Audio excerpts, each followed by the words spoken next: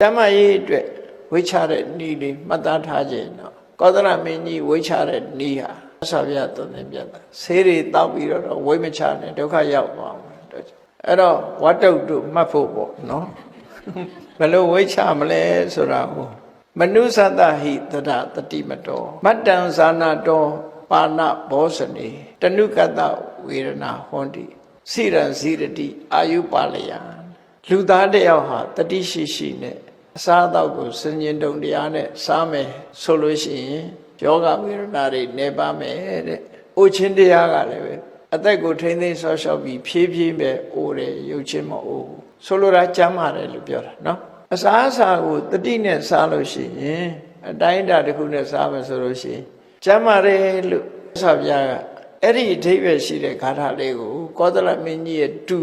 သုထတနာလို့လည်းခေါ်တယ်ဥတ္တရလို့လည်းခေါ်တယ်အဲ့ဒီ